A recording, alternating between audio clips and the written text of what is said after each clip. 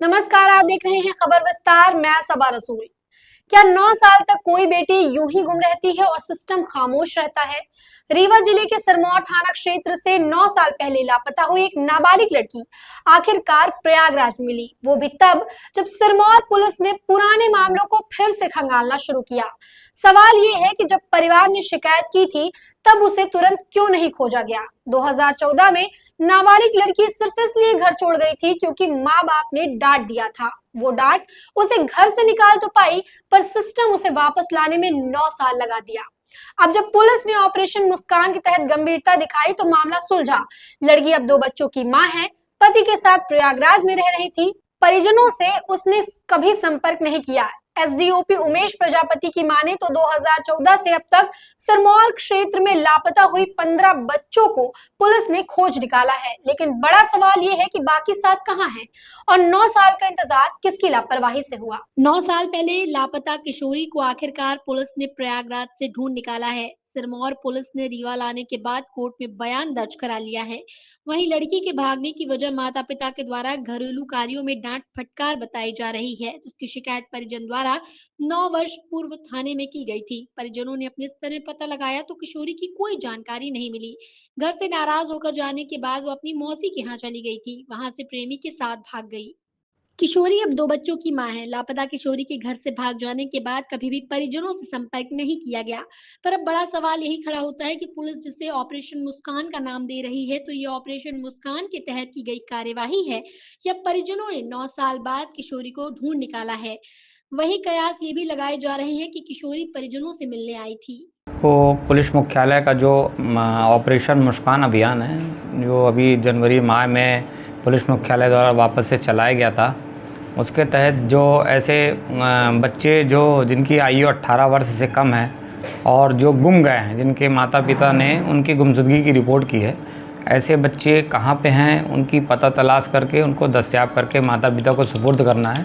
उसी के पालन में जो है जितनी भी ऐसी डायरियाँ थी जिसमें कई सालों से बच्चों को लगातार पुलिस द्वारा ढूंढा जा रहा था और नहीं मिल पा रहे थे, उस पर वरिष्ठ अधिकारी जैसे हमारे एसपी साहब और डीआई साहब के जो निर्देश प्राप्त हुए थे कि इसमें संवेदनशीलता के साथ काम किया जाकर ऐसे बच्चों को अधिक से अधिक बच्चों को ढूंढा जाए। उस पर जो अनुभाग सिरमौर है, जिसके अंतर्गत 3 थाने आते हैं, बैकुंठपुर, सिरमौर और सिमरिया, इन तीनों में जो ऐसी डायरियाँ पेंडिंग थी जिसमें बच्चे नहीं मिल पा रहे थे, उसमें साइबर सेल के विशेष सहयोग और बैंकों के विशेष सहयोग से हम ऐसे करीब 20 से ज़्यादा बच्चों को ट्रेस कर लिया है। उसमें से इस 20 में से लगभग 15 से 16 बच्चे हम ट्रेस करने के बावजूद उनको दस्तयाब भी कर लिए हैं और वापस भी ले आए हैं और उनके माता पिता को सुपुर्द कर दिए हैं।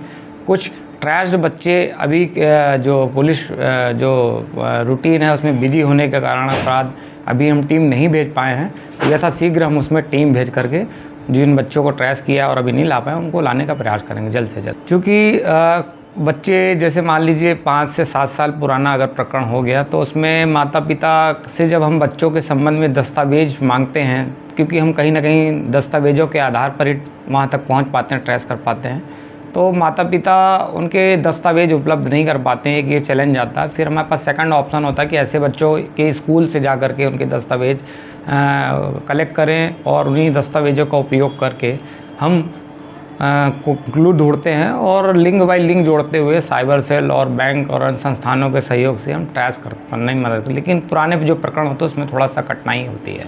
जिस मामले की आप बात कर रहे हैं, ये 2016 का थाना सिरमौर का मामला है, जिसका अपराध क्रमांक 92/16 है। इसमें थाना क्षेत्र सिरमौर के एक फरियादी ने रिपोर्ट किया था कि उसकी बच्ची गुमशुदा हो गई है।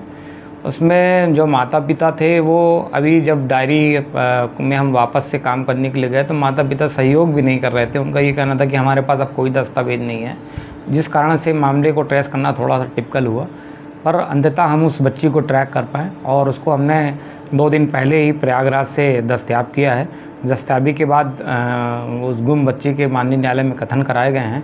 कथन पर जो बच्ची ने बताया है उसके अनुसार ये बताया कि वो घर से नाराज़ होकर के चली गई थी और जब वो बालिग हो गई उसके बाद से उसने अपनी इच्छा अनुसार विवाह रचा लिया और वर्तमान में अपने पति के साथ प्रयागराज में रह गई थी।